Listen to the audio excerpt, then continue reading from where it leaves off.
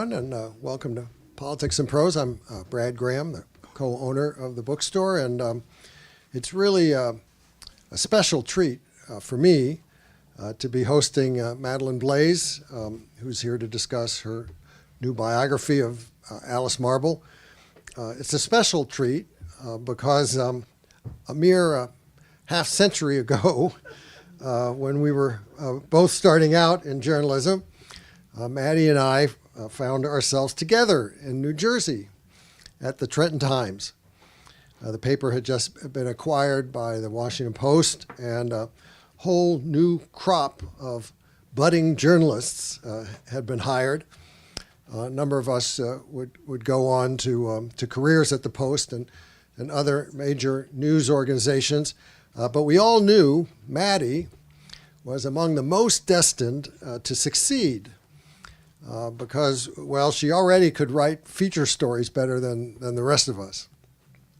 And this was confirmed a few years later when, having left Trenton and joined the Miami Herald, Maddie won the Pulitzer for feature writing in 1980. It was the second year, only the second year, that a Pulitzer had been awarded for feature writing.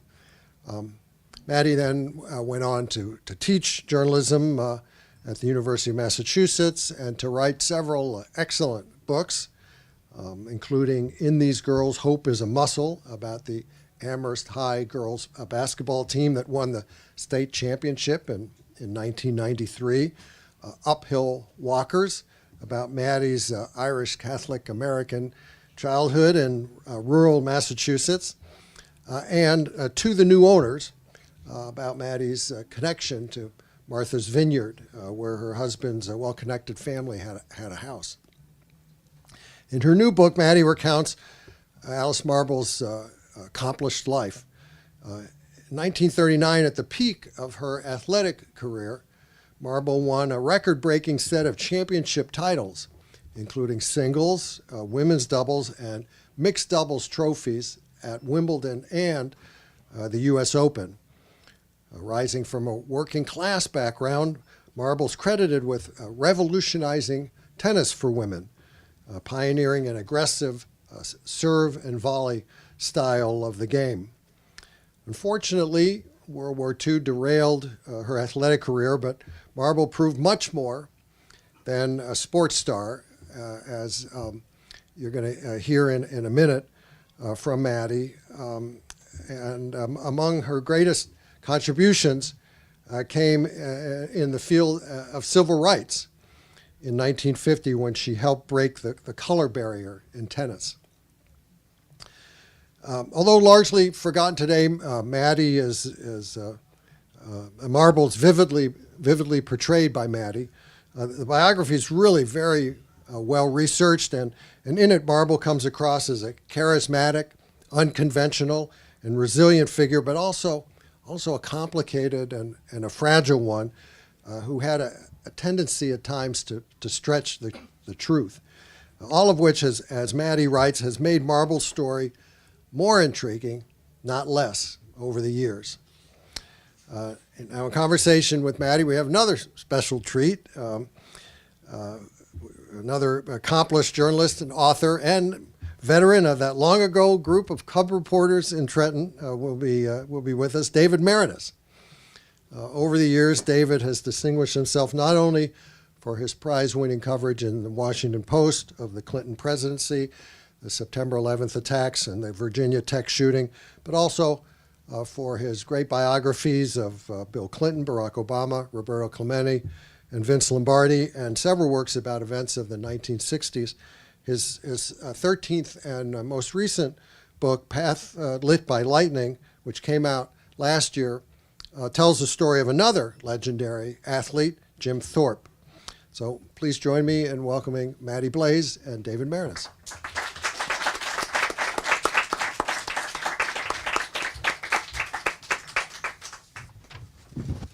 Is this on? Yes. Great. Well, thank you all for coming on a Saturday afternoon. As Brad said, this is really special for us. Maddie not only was a colleague at the Trenton Times, but she's our daughter's fairy godmother, among many other things. Yeah, it's true. And she's interviewed me a few times up in Massachusetts, so I'm delighted I finally get to return the favor, or the serve, as they would say. Right. So I'm just going to get out of the way because Maddie's a great talker. So why don't we start with, had you ever heard of Alice Marble, and when did you hear of her, in your adult life? Okay, that's a good question. Yeah. I had heard of Alice Marble, but only in passing and only in a conversation with my mother, who was born in the precise year that Marble was born, in 1913, and had followed her career. And at one point, probably 25 years ago, my mother referenced Alice Marble. And when I knew nothing of her, it pierced my mother to the core, because it felt to her like that is, all glory just transpires and goes away. I used the fact that Marble and my mother were born in the same year to help me write the book, because Marble's story is the story of basically the 20th century, as was my mother's story. And I knew how my mother had reacted to certain events, and I was writing in contrast to how Alice Marble reacted to certain events. But someone said to me, well, just because they were born the same year, did you write the book? And I said, well, if that were my only criterion, I would be writing a book about Richard Nixon, because he was also born in 1913. Classic Maddie. Glad you didn't. Yeah, right. So, but not only were they born the same year, but for your mother and for you, there's a similar early part of the story, which is the loss of Alice Marble's father, Right. which you also endured. Did that sort of help connect you to the story? It didn't. There were many aspects, or at least some aspects of Marble's life that I identified with, and many that I didn't. Some of the ones that I didn't is that she was a great athlete. She was a designer of clothing. She was a torch singer. So, none of those fit anything about me. But I was intrigued by her early years. She came from a big family of 5 children. And when she was 6, her father died. And that left her mother with children who were 13, 11, I'd say 9, and then a baby about 3. And what happened was the family got plunged almost overnight due to his death into, if not poverty, a certain kind of cash-strapped existence that made life very hard. This was where, Maddie? In San Francisco, in a house that was in a place called the Sunset District, which sounds like it's probably the most beautiful section of San Francisco, but it isn't. It's the part of San Francisco that's the most foggy and sort of foreboding at certain times of year. And when the Marbles moved there, it was also filled with a lot of sand dunes. It wasn't very developed. But Alice's mother had the house. She had a mortgage to pay. The 13-year-old brother dropped out of school immediately, never went back, and started laying floors for a living. When the 11-year-old became 13, he dropped out of school and did the same thing. The mother had a job cleaning offices before dawn every day. An uncle moved in to help out. And that did hit a chord with me, because my father died when I was 5, leaving my mother with children 9, 5, 3, 2, 1, and 1 on the way. And it was that kind of suddenly you're put in a position where there is the floor is sort of taken out from under you, and that's what happened with Alice Marble. In her case, the family struggled. They soldiered on. They were, as one relative said, nose to the grindstone people. They were going to get what money they could and pay the mortgage and make it.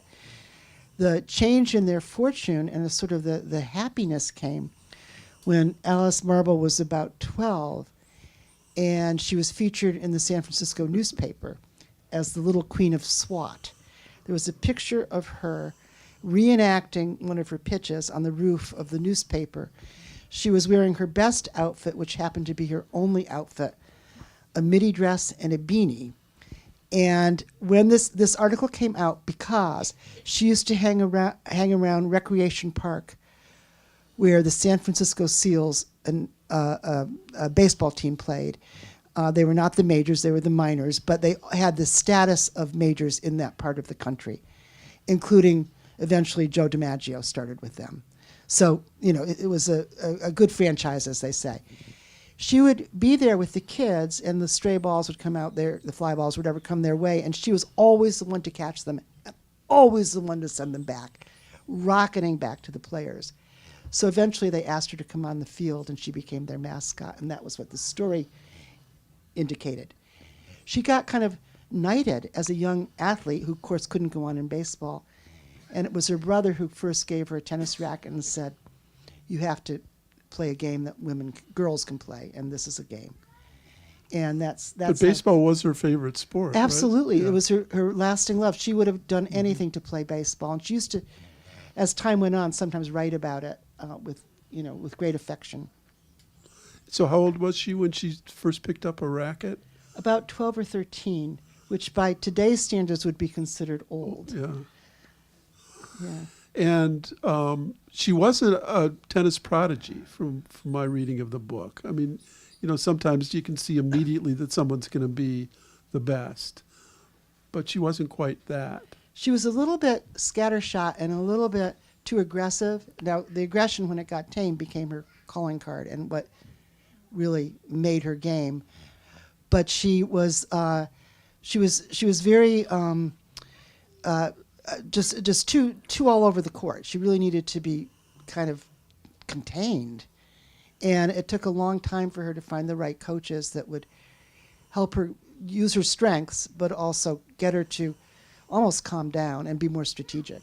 And that coach, Teach Tennant, Yeah. is one of the central characters in the book, and almost as complicated as Alice herself. The coach Teach came from San Francisco as well, and also from something of a struggling background.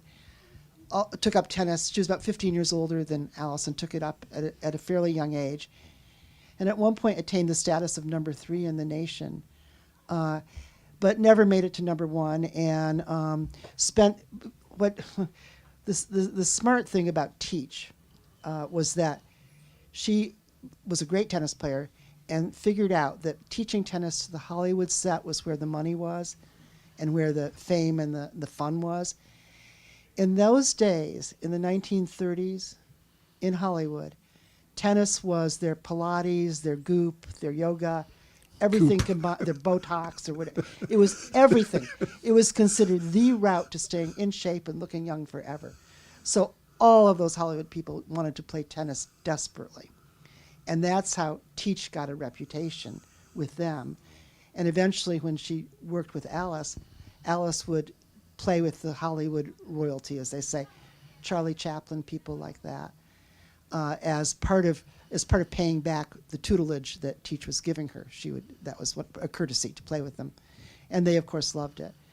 At certain points in Alice's young life, from this working class background, a lot of struggle, she would visit the Hearst Castle in California and play tennis even with William Randolph Hearst himself, who was apparently a very tall man with a somewhat high voice. So, and she said he wasn't a bad tennis player. I don't know. Well, we'll get to all the characters at the Hearst Castle. But when Teach first saw her play, she thought that Alice was like fat and heavy and not what she wanted. She was right? a mess, and she also didn't. She walked, as Alice herself admitted, like a stevedore. There was no grace in her step. She had acne. She had an attitude. Everything was kind of ugly duckling about her. But the whole Teach dynamic was out of Pygmalion. She took Alice Marble and turned her into someone who was arguably one of the most glamorous women in the world at that time in the 1930s, when Alice was at her most famous and most renowned, same word. But anyway, it was basically Teach who molded her and owned her, I think, more than anything else. The family almost gave her over to Teach. Alice moved to Southern California, where you can play all year round, and didn't get to go home very much at all. There wasn't that kind of back and forth that we have today. And Teach just drilled her and drilled her and drilled her and made her into the player that she turned out to be. I guess that's been going on with young tennis players for decades then, because it's certainly the way it is now, where the I've family sort of gives them up. And, yeah. I've had some readers say that they're touched by Teach. I found her scary. Yeah, me too. Yeah, and Billie Jean King, who actually, in the fullness of time, was taught for a few months by Alice, said that she doesn't believe that Teach did Alice any favors, that she was just one of those coaches that was so demanding that it took away some of the actual person that she was dealing with to get what Teach wanted. So back to the Hearst Castle, which is a delicious part of this book, the whole scene there, and so many of the figures. I mean, you have really Randolph Hearst, but more interesting are Marion Davies and Carole Lombard. Yeah. So talk about her relationship with those two women. Marion Davies, who was Hearst's mistress and an actress who wasn't very good, was a very Marion Davies. You think she was a good actress, Megan? She had her strengths. Okay. Which were what? Okay. Okay, we can argue about that later. Marion Davies loved tennis and was a sparkling personality. We can certainly say that, and a very generous person, and was very nice to Alice, who was younger, and Alice was quite intrigued by her. But the person from Hollywood who had probably the most influence on Alice was Carole Lombard, who was one of Teach's other students, who sent Alice a note when Alice was at one point suffering from pleurisy, not from TB, but was in a TB sanitarium in California, and sent her kind of a pep talk of a note. And it meant the world to Alice, and they eventually met through Teach. And Alice really felt that Carole was the older sister that she'd always wanted. Alice did have an older sister with whom she never got along, who became pregnant at 16 and married quickly, and that marriage didn't last. So that sister had kind of a stultified life because of the pregnancy. It was a shameful thing, and she never really had much lift off. So Carole was the big sister, and Carole paid for all kinds of things like singing lessons, sewing lessons, helped find the right doctor to help her with her skin, this and that, and just became this wonderful spirit of a big sister. Carole Lombard, as you may or may not remember, she was the I think one of the most famous actresses during the 1930s, and in a lot of the screwball comedies, but also some of those comedies of the Depression where there's a lot of reversals. I guess that's the same thing.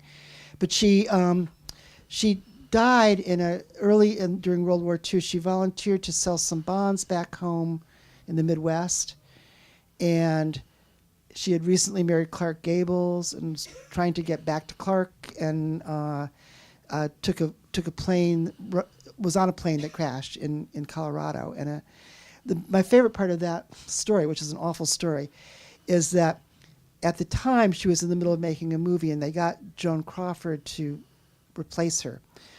And Crawford was paid a nice sum of money for this, which she immediately donated to the Red Cross because of the rescue efforts they had tried to make on Lombard's behalf. Her agent at the time said, "Well, you can donate that money if you want to, but I want my 10%. And she said, "Here it is, and now you're fired." So there's a good Joan Crawford story in this book. If some of you have thought she was unfairly treated in Mommy Dearest. But Carole Lombard certainly comes off well. She seems like, I think it was, what happened in Alice Marble's life is that there were often good people who she got to meet and who helped her. And then often they faded away or disappeared. In the case of Lombard, she died. And so she'd have this, she'd get ahead, things would be better, there would be a patron that was really helping her, and then that person would go away. And history didn't favor her.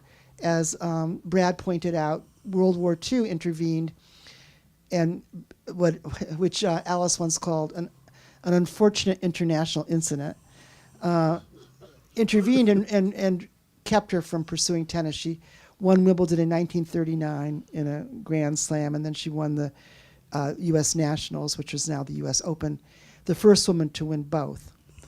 And then the Hitler on September 1st invaded Poland, 1939. and the writing was on the wall. It was just going to be over for her. So her moment of real fame, she was known by her first name. In the newspaper, my favorite thing was she was once used as a grammar lesson. And they talked about how, think about this, if you have a sentence that says, Alice Marble, comma, champion, what if you change it and put it Alice, comma, becomes Marble champion? So this is why commas are important. She was that important that she'd be used in these kind of small little moments just in the press. She was known by her first name, as I said. She was as famous as Seabiscuit. And the public followed her ups and downs with the same ardor that they brought to that famous horse. But 1939 was her year. That was her year. Talk about that year and what her tennis was like at the peak and how it compares with other great tennis players. By that year, she had contained her style in terms of being much more controlled, which she needed to be, as I said earlier. But when she won Wimbledon, she won handily against Kay Stammers, the English girl, who was the favorite. But England was a very coiled, tense place at that time, as you can well imagine. So the games were not considered as spirited as they might have been. There was a lot of foreboding in the air. But she won extremely handily. No one doubted that it was a great victory for her. That same year, Bobby Riggs won the male competition, and they had a beautiful common. They always have a Wimbledon ball. She got to go to this event at the Grosvenor Hotel, and traditionally, the male and female winners do the first dance, so they got dance. She said about it that she forgave Bobby Riggs for being shorter than her, having funny teeth, a cowlick, and a gambler's heart, because she was just so happy to be dancing in front of everybody. And at a certain point, she did something that actually, I think, reveals her inner thoughts more than almost anything else at that moment. She had a beautiful corsage on. She took it off, and she threw it into the crowd, which is, of course, the gesture of a bride. And in my opinion, she was thinking, I'm marrying my future. And then, yeah. I just want to go back to Hearst Castle for one little thing, because I love that so much. But the fact, this really doesn't say much about anything about her, but one of the figures that you couldn't resist putting in there was George Bernard Shaw. And the notion of the ultimate capitalist, Hearst, with the socialist Shaw sort of rummaging about this castle, just actually, I guess Hearst had tried to invite Shaw there over the course of several years. They were correspondents of some kind. And at the time, Hearst was not, he was perhaps the ultimate capitalist, but he was entertaining some of those socialist notions. And some of Shaw's notions were also a little bit off. Yeah. But he came to the dinner. The dinner every night was like for 60 people in this great hall. Eccentrically enough, Hearst never had napkins. It was always like paper napkins, and he loved to have the actual condiments served in their actual containers. So ketchup bottles were in ketchup bottles. Nothing decanted or made a little bit more high-toned. But the food was, pheasant and this and that. We know that George Bernard Shaw wouldn't eat any meat or seafood because he was famous as a vegetarian. And one of my favorite things he ever said, this is probably not the favorite thing, probably not from his point of view, but I love it that he once said, when he died, he wanted to have a funeral procession and be followed by all the animals he didn't eat. But according to Alice Marble, she was at this point a teenager. Right. She's at this dinner, and he goes up to her and says, "Young lady, I admire the moles on your back," which made her want to just slap him. And then someone said who he was, and she calmed down. And she says that she was seated next to him at dinner. I looked and looked and looked for photos of them together, and I never saw them. And you will see when you read the book that at a certain point, some of these early events transformed over time and became a little larger than life, and then a little more larger than life.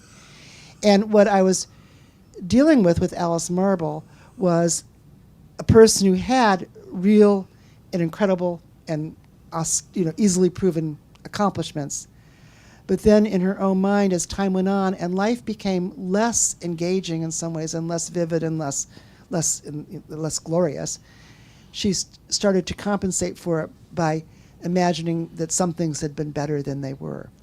So she kind of piped a different life into her life story.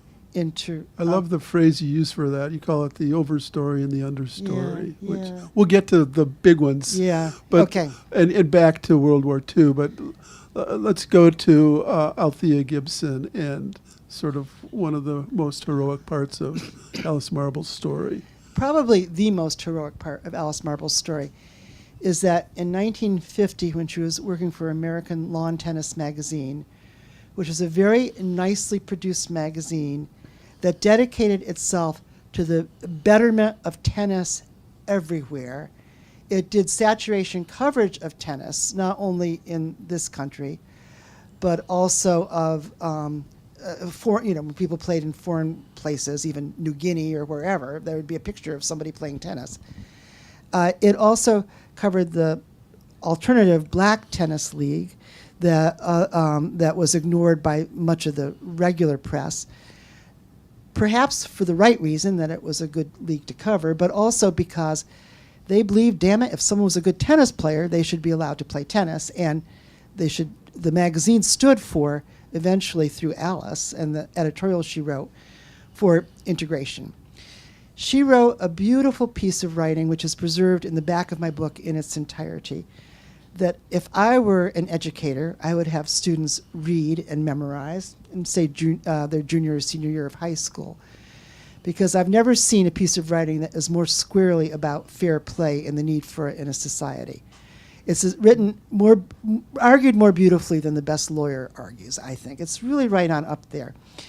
And what she basically said was, there's this young woman, Althea Gibson. She's playing great tennis. She's known for this. She's black. She is not being allowed to play at the U.S. Nationals in Forest Hills simply on the basis of her color. And she wrote this letter. It was an open letter to the all-male, all-white establishment, the United States Lawn Tennis Association, saying, if we are the gentlemen and gentlewomen we say we are, bring it on. Let her play. Let her be judged squarely in the real court, the tennis courts, not in the court of your stupid public opinion or whatever. And that editorial and she said also, baseball had integrated 2 years before. It's going to happen, folks.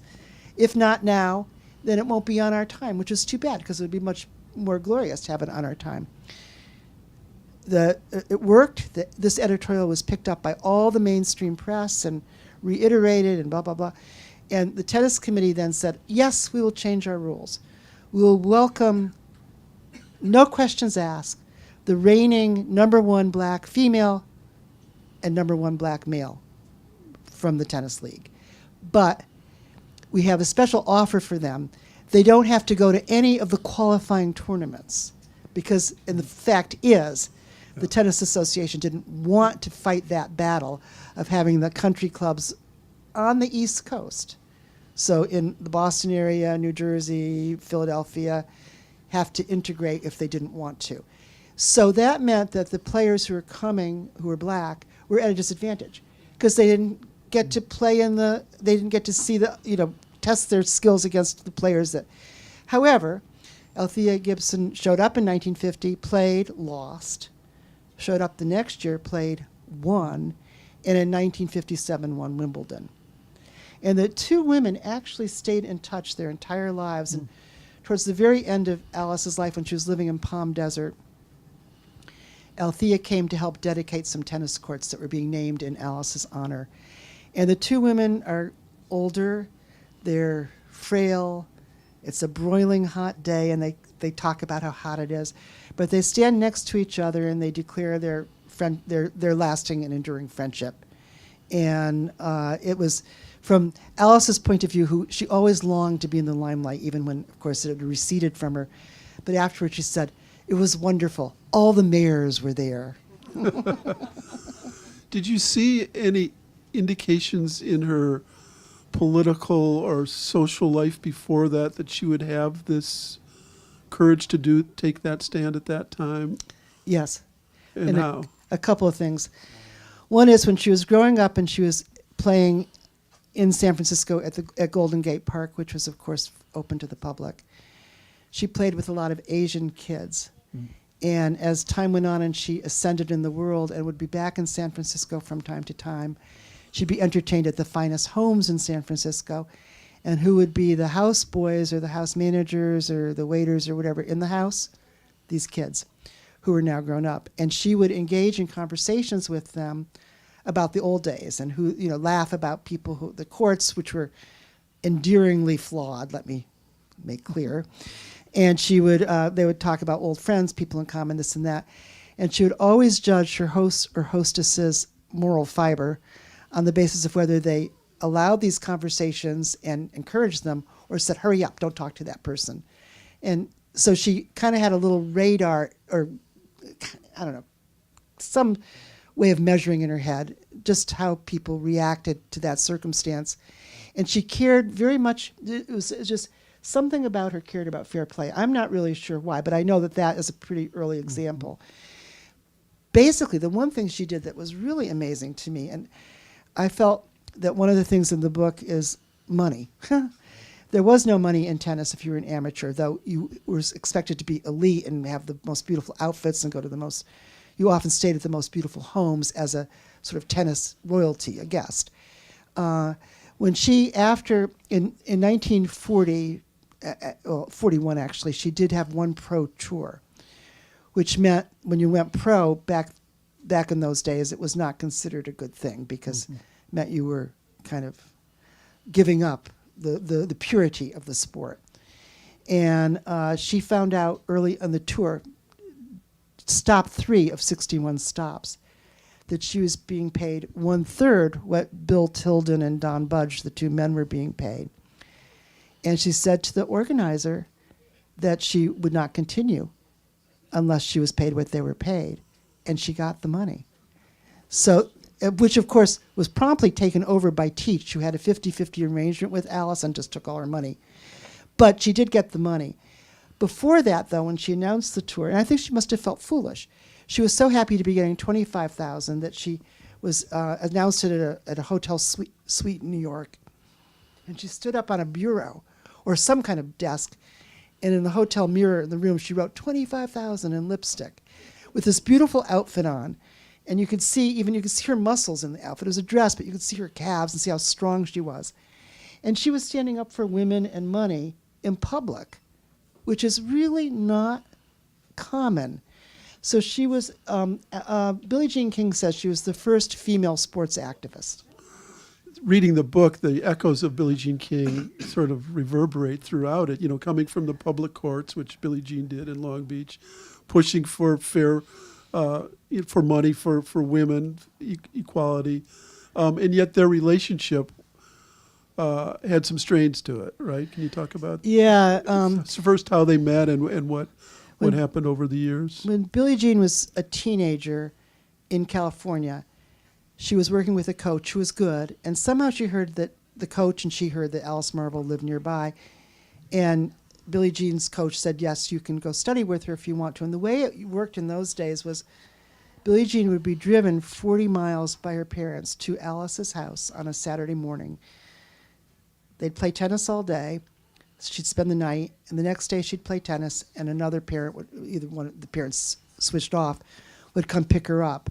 This was more arduous than it sounds because there weren't great roads at the time. So it was a big commitment. And Alice Marble, this was, say, in 1960, 61, okay? 50 died, 60, 61. Alice Marble was not doing great. She was not physically great. She was smoking cigarettes. She was probably drinking a bit. And at night, Billie Jean remembered that Alice Marble would be going through scrapbooks of when she was famous and keep showing them to her. And at one point, Billie Jean said, well, weren't you married at one point? And she said, oh, yes, yes. And what was that like? And then she didn't say much else, So there's kind of some mysterious marriage in the air. And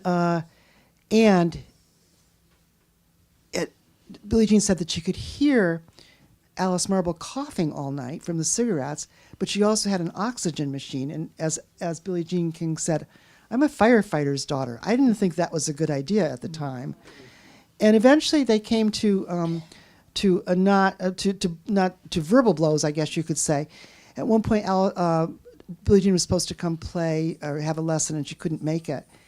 And Alice Marble went crazy. She just said, you're just abandoning me. Why are you doing this? I don't want you. You're not mature enough to work with me. Blah blah blah. And that was when it ended badly. Yeah. And that gets to a few of the other characteristics of Alice Marble. Billie Jean thought she was bipolar, right? Did you reach that conclusion? I mean, I know you're not. Billie Jean said, Billie Jean said, quote unquote, something like, I've been through a lot of therapy myself at this point. And if I'd known what I know now, I might have thought she was bipolar. I didn't get bipolar personally, but I will say that part of writing a biography, you do feel like a shrink. Yep. You totally do, right? You're any therapy you've ever had, you're kind of throwing at that person and who you can't talk to because in this case she's not alive. But I thought that I think that Alice Marble just missed out on some developmental milestones, that she was so taken over by the age of 16, 17, 18 by tennis and by teach, and then by this glorious, arc, and then to have it end. Her family, as I said, were working class. They lived very modest lives. None of them had anything like what she had had in terms of the people she met and the terrain that she occupied and got to visit, and castles, the curtsying to the Queen. When she won Wimbledon, Joe Kennedy and Rose Kennedy were in the royal box, applauding, and they got to, so I think that was part of it, but I don't know. Do you have any ideas? I mean, you don't think she's bipolar, You're the expert. right? Yeah. No. I didn't think so, Yeah. but So let's go to the understory. Billie Jean mentioned one little aspect of it, or you did when you were talking about that, which was Joe Crowley, the husband. Was she married in the end, and what did you discover about that whole, and why she would tell that story? during World War II, towards the end of it, she started telling the press that she had a boyfriend, a beau. And they'd say, what's his name? And she'd sometimes say, well, let's call him Joe. And then she'd say his name is Joe Crowley. Let's call him Joe. My sisters and I don't make that up. We love that. Like any mythical man that doesn't exist. Let's just call him Joe. I don't believe he existed. And I did as much research as I could. It's hard to prove a negative. I learned that long ago in journalism. Trying to prove that something didn't happen is really, really hard. But I tried my best to prove that it didn't happen because I don't believe it did. She concocted this person, and eventually he wasn't just her boyfriend. He was someone she married. She was someone she miscarried a baby. He died towards the end of World War II as time went on in the story. And that, in her grief, she was somehow contacted by the United States authorities, the military people, and recruited to be a spy in Geneva, Switzerland, where, under the guise of some well-publicized tennis competitions, that she would be playing for the public, she would be there and she would reunite with the former lover or somebody who was conspiring with the Nazis to take loot from Germany into Geneva before that he would then distribute to South America when the war was over, this and that. And she was supposed to rekindle their romance and go to his castle, crack his safe, figure out what's in it, take pictures of it with a special kind of security camera, and report back to the United States. Well, it's this long story that she told, and told more and more as time went on. She told it so convincingly, apparently, that that at one point ABC, which had was trying to do a series about notable women for Movies of the Week, planned to do a movie about her. They hired the writer Rita Mae Brown to write the screenplay. and she did write it. And they got close to casting it, but they never did, because ABC at that time had a very strict code of ethics about what was nonfiction and what was fiction. It's absolutely fascinating to read. Speaking of rabbit holes, when you write a biography, you suddenly want to write 500 pages about that. It's extraordinary, because people understood there was a difference between fact and fiction. And these people at ABC said, sorry, Rita Mae, and sorry, Alice, but we need some proof. And the only proof that Alice had was basically a handwritten note from someone who had died saying, good luck on your spying mission, Tina. And it wasn't, whether it was authentic or not, could not ever be determined. There was absolutely no proof. And ABC shelved the project.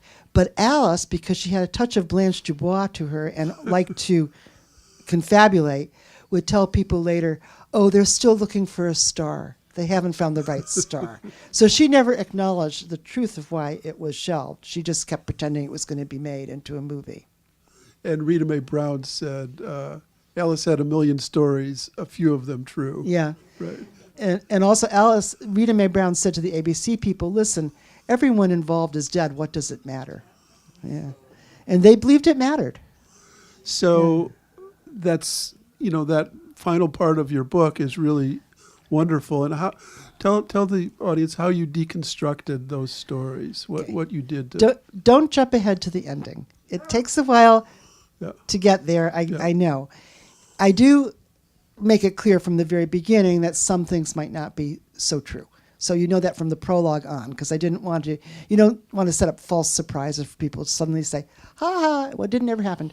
But basically what I tried to do at the end, the final chapters, and particularly the last chapter, it's the most forensic thing I've ever written. I just basically try to prove what could be true or not true, all kinds of things, big and small, even including memories that may have had a basis in fact and may not. So it was a very challenging thing for a biographer to have to deal with a person who had their own life story and then their own story about their life story. So it was a doubleness that I was not prepared for when I began. And at first I thought I wasn't going to be able to really handle it almost. It was very confusing to me. And finally I thought, as all nonfiction writers do, I have to turn this into a plus. I have to figure out how to get energy from it, make it an engine and not a hurdle. And that is part of what nonfiction is about, I think. And amongst the things, for instance, that I did was that phrase, well-publicized tennis clinics in Geneva. Well, American lawn tennis, if they covered things in New Guinea, they're going to cover things in Geneva, and they're going to cover Alice Marble, who was in the magazine quite a bit, even before she started to write for it as a player. And so I went back over all those magazines from all those years at the Springfield College Library, where I know your son has done some research in the past, because it's a school dedicated to sport, and they had saved every issue of this magazine, and just kept looking, and there was just nothing. And then I started looking at the newspapers during the time frame when she said she was in Geneva. It was a distinct time frame, and she wasn't. She was like in Minnesota doing a radio program. She was in Duluth doing something else. It just didn't. The evidence was not that she had never done this. But people believe the story, including Dale Leatherman, who I don't think is here today, but was hoping to come, who wrote an As Told To memoir with Alice right before Alice died, or helped Alice write it. And she thought it could be true. But she heard it in person. I never heard it in person. Apparently it was quite compelling in person. And the final part of that is the Jo part, and why she would tell that story, which has to do with her own sexuality, right? It may have been that she told the story of Jo because she was gay and not able to act on that in her life, in her public life. The sad part about that is there was a woman named Helen Jacobs who she played tennis with, who was out and was with a Bingham, which is one of the newspaper people. So newspaper people in this room, we say Bingham, and it means newspaper people. For years. So, and also, this is a curious part that we haven't really mentioned. At one point, during the war, Will DuPont, who was the most famous banker in America at the time, had a crush on her. And he was determined to marry her. He actually ended his own marriage without any consent from Alice to marry, because she, as she said, I liked him, but not in that way. He was a very eccentric person who smelled of mud and manure, not that it mattered to him. And he loved horses, tennis, and then he loved women who played tennis. And he really wanted to marry Alice more than anything. One time, one of the saddest little moments in the book to me was he was one time here in Washington at the train station, and he was convinced that Alice Marble was being paged. And he later wrote her a letter saying, I thought I heard your name. I thought you'd be on the train. I thought I'd see you on the train. I thought we could have dinner in New York. He just was in awe of her. And she was at that time still a beautiful, strong athlete. She simply couldn't say yes to him. As time went on, he told her that he was going to marry somebody else. So her name was Margaret Osborne. This gets to the lesbianism. Who was also working class from San Francisco, played tennis and won Wimbledon. And as I said to myself, he had a type and he knew what it was. He married Margaret Osborne. They went on and had one more child together. He had 4 from his previous marriage. But she ended up leaving him for a woman. Mm. So Alice Marble lived in a world where some people were able to be with people of the same gender. But if that was her impulse or her desire, she couldn't act on it. So, folks, there's a microphone over there, and we have about 10 or 12 minutes to take questions. So anyone who wants to ask a question, come over to the microphone. And while they're coming, Maddie, can you just describe your writing process, the daily, how you write? Wow. I write at a desk with a desktop. I don't really write on my laptop. I can do some things, but not a book. And I try to write every day. And in this book, at times I was writing 7 days a week, partly because the research was so overwhelming to me. And research is writing, by the way. Someone said that to me a long time ago, and it was Mike Norman, one of our other Trenton people. And I always treasured that, because sometimes when you're researching, you think, I'm not writing. But you're putting the story into your head. It's actually pre-writing in some ways, or early writing. It maybe doesn't feel quite the same as composing, but you're trying to get the story. But this project took a lot longer than I thought it would, partly because of COVID. It got interrupted by its own international event, and that kept me from going to certain places to do research in person for a while. But it was basically, I worked on it, I'd say, for a long time, really hard. Do you write in the morning or any time of day? Or I write between, say, it depends on the day, but between 8 and, say, 5 at night. And I always try to take a walk at some point during the day. So the first question from Gino. Yeah. All right. Hey, Gene. is this on? Yes. Is on? Okay. My name is Gene. I was Maddie's editor for many years at the Miami Herald. Hello, David. Hello, Yes. Maddie. And hello, Tom Schroeder. Yeah. Okay. I don't care about him. Oh. I also have a question about your writing style, and it's going to take a little explanation. When I was a very young editor, are you hearing this? This is okay. When I was a very young editor in Miami, I was nominally in charge of Maddie's writing, although nobody can really be in charge of Maddie's writing. And she did a story about a not very good poet who was the mother of, who was dying and was the mother of a mentally challenged daughter. And if you're thinking, why is that a story? You have no idea what Maddie can create from anything that has an emotional subtext she creates genius from that. I was unsure about why this might be a story, but I didn't have the presence of mind or the guts to tell this woman, don't do that. So she did it. You know where I'm going with this, right? Yeah. Okay. The story wound up having the headline, The Poet and the Birthday Girl. And I was nervous about it. And back then, in the 1980s, we had one computer in the office. That was it. There was one computer. So you could follow somebody's work by standing behind them and looking at what they were doing. And Maddie's first paragraph on this story, which I was nakedly watching, was incomprehensible to me.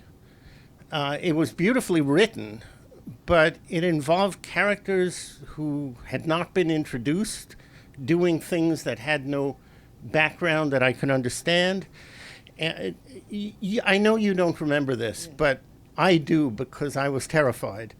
And I said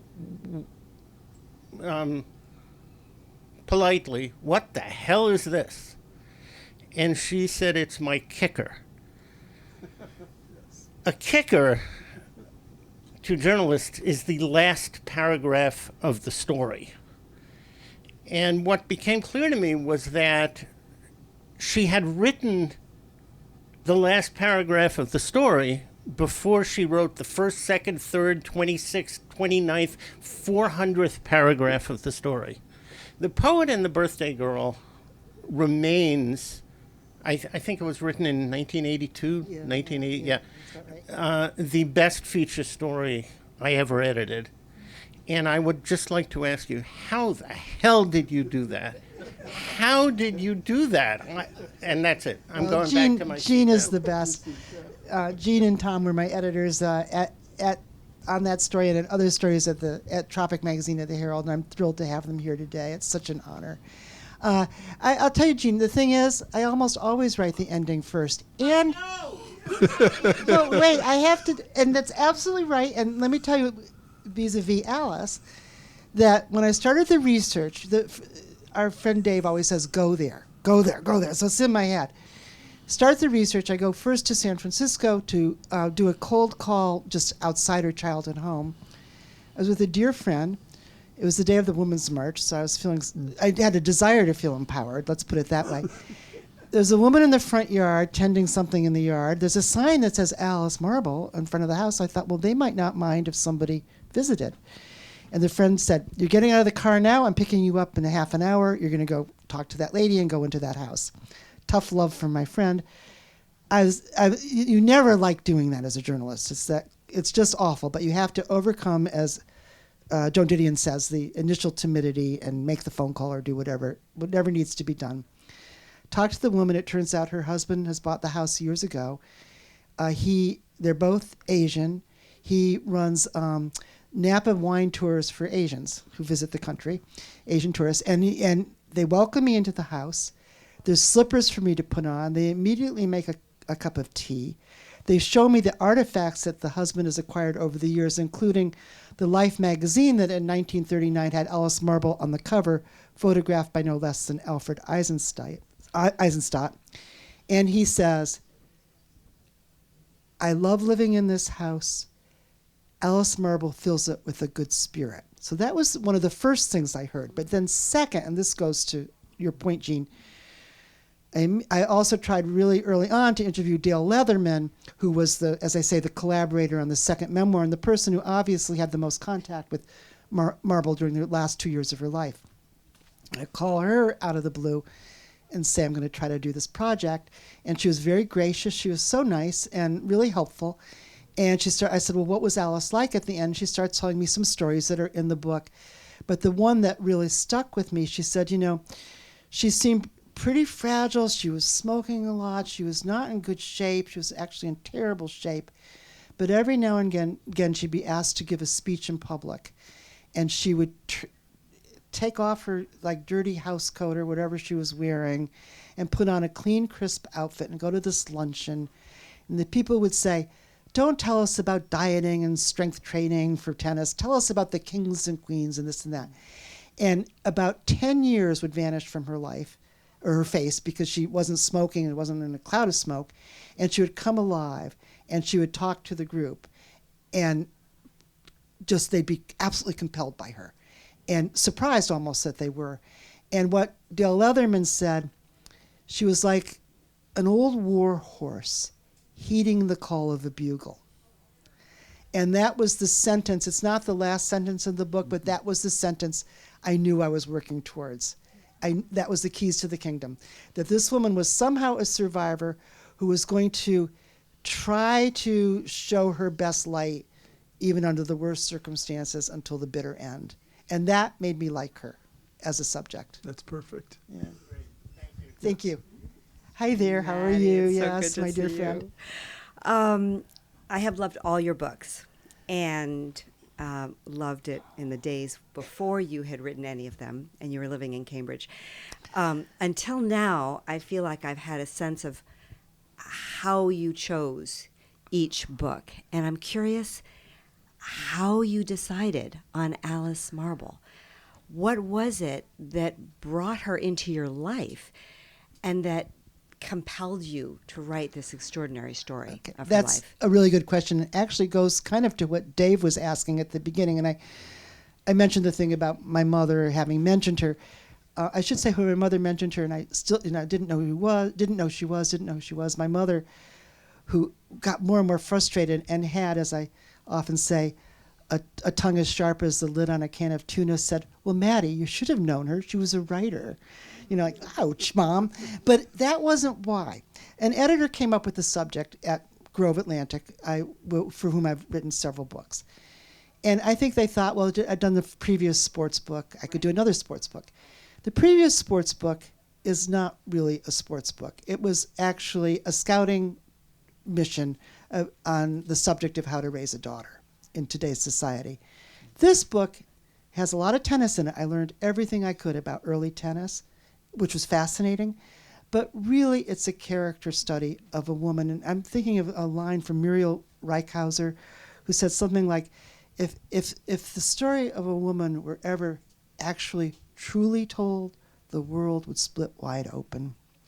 And to me, this is, I'm getting to write history, which I feel I didn't train for that. So that's an amazing thing that I've been allowed to have this opportunity to write history, and also to write about somebody who would to tell a story that wouldn't have normally been told years ago. In fact, her story was kind of abandoned by people for the most part, because the story of how women survive on this planet was not considered as interesting as it is perhaps today. Maddie, every story you write splits the world wide open. Oh. I guess we could take one more question, and then we'll... Hi, Maddie. I got to the Herald in 1990, and it was kind of like getting to Paris in 1930. Yeah. Hemingway and Fitzgerald had gone home. And the Hemingway and Fitzgerald in my world were yourself and Edna Buchanan because of Tom Schroeder and Jean. It's quite a pair. Yeah, and I basically want to know what it was like to work for Gene Weingarten and have him as your editor. And secondly, that was Cocaine Cowboys, the Miami Herald, probably at its amazing peak. Can you just say a little bit about that? And also how daily newspaper journalism helped you in pivoting to books and sort of hindered you in moving on to books? Okay, those are good questions. I have to remember them. Gene, the thing about Gene, I'll tell you, my favorite thing was that I knew that he got into the office at around 7 every morning. And at that time, I was actually walking my then infant daughter in a backpack in the Coral Gables streets for an hour every morning while my husband took care of our older child and got him to school. By the end of the walk, I always had a change in a story that was more important than anything in the world. So I'd call Gene. I'd say, Gene, this is Maddie, blah, blah, blah. And I'd give him new verbiage for something that was just, if he didn't change it, I don't know what was going to happen. He'd go, okay. And you were always kind about that. So I always thought Gene always made himself available. And also, I feel like he was just, Gene and Tom both tried to just create the most, an open, and I would say not sexist shop. And that was part of it. That as a woman, I didn't feel that I was treated in a lesser way by these guys. You know, I didn't have that negative experience that you often did, that one often did. Yeah, no, I don't know about that, but the others, Miami in the 80s, basically I do think it was, there's Paris in the 20s, there's New York in the 50s, Miami in the 80s, and I'm not sure what now. Brooklyn in the aughts, I don't know.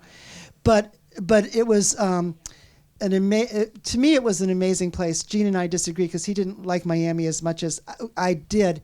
But of course now as time has gone on, it's taken on nothing but a rosy hue, you know. So I think of it as just a great place. Stories honestly felt, they were like the grapefruit falling off a tree, conking you on the head, and then you'd write them. They were just all over the place. Edna Buchanan was a crime reporter back then who was and is notorious for, amongst other things, carrying a gun. It would be like, I think she said something like, yes, I carry a gun in my pocketbook in my glove compartment, but not in my blah, blah. You know, I'm thinking, okay. That was Edna. And the third question. Journalism and pivoting to books and whether how Okay. helpful and how Okay. I feel like this is an Alzheimer's test and I failed it because I couldn't do all three. Oh dear. Oh my God. This is, okay. It's a long story, but basically, I always hoped to write books. I grew up, Alice Marble had her tennis courts. I grew up literally across the street from a public library that was closer to me than the front of the store, and it was a side street. And I spent every Tuesday and every Friday there from 2 to 4 and 7 to 9 at night, getting books and then reading them. So I had absolute access to the world. And the librarians, who were elderly Yankee ladies, got to know a reader and respect me as that. And they, as time went on, saved for me all the new books, thus instilling in me a new book buying habit. I practically never get books out of the library, I only buy books. Yay. On that note, thank you. Thank you, Maddie. Thank you. Okay, Thank you. everybody. Thank you, guys. Thank you for being Now here. you all buy books. Thank you, Brad.